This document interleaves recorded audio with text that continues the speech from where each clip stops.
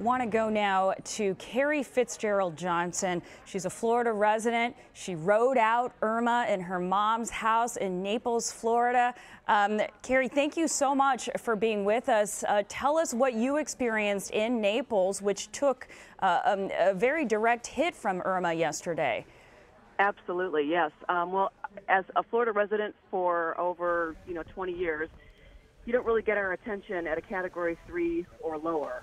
But once Irma was a Category 4, Category 5, we all kind of took it a little bit more seriously. We were lucky enough to be in my parents' home. That is hurricane code, and they do have a generator that runs certain areas of the home. So I was there with my two daughters and their father, and we were lucky enough to actually watch it out the windows, and it was just an immense storm. But we felt very safe. And of course, at the time that Irma hit Naples, it was sort of in between a 3 and a 4, if I recall. It was just being downgraded. We have folks from around the country and the world that watch us here and haven't been through hurricanes. So can you give us a little bit more description of how that felt and sounded as it was happening? The winds are crazy. They start slow and then just totally speed up. We saw debris flying by the window. Again, like I said, the windows were very thick, so I've been through them before where it actually sounds like just a massive train coming through. Mm-hmm. We were glad that it happened during the day because at nighttime it's even scarier.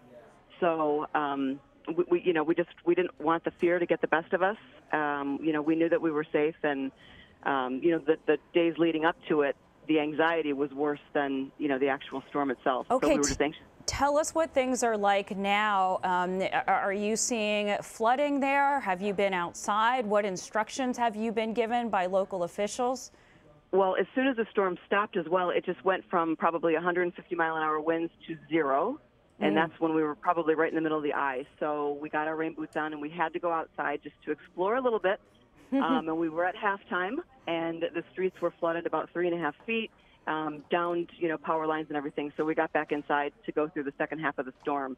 We were worried about the surge, so it was a little scary overnight because the winds were still picking up, and we didn't want the surge to go to 6 feet, 10 feet, 15 feet like they were saying. Yeah. So thankful when we woke up in the morning that our streets were dry, and then when I went to kind of explore, we just saw massive, trees just snapped in half and power lines just dangling, and it's just a mess. It's really sad because Naples is so beautiful.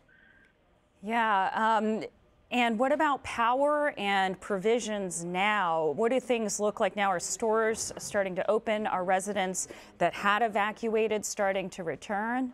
I don't think they're starting to return yet. Everybody is still wondering, what's going on. Lucky we did have some cell service, so we were able to kind of keep in touch with everybody through Facebook and adding pictures. And we do not have any power. Certain homes have water, but pretty much I think everybody in town is out of power.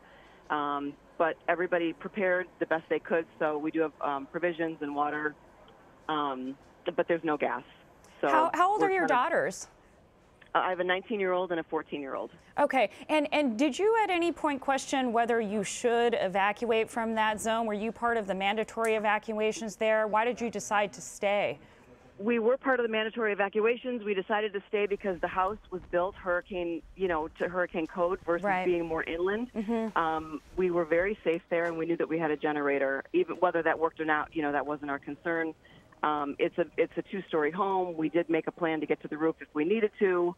I did not for one moment want to evacuate or even consider evacuating because we would have to drive to the middle of the country to do that. And when we looked for flights, they were already at $1,500.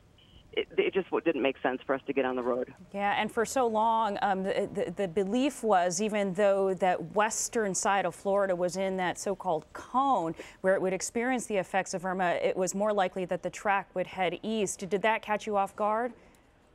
We're used to the hurricanes just moving and shifting at any given notice, so not really. We thought, we thought when it was going over to the east side, that we would get tropical storm winds. We were a little bit more relieved, but then when it hit our side, we were prepared. Keri Fitzgerald-Johnson, thank you so much. We obviously wish the best to you and your family.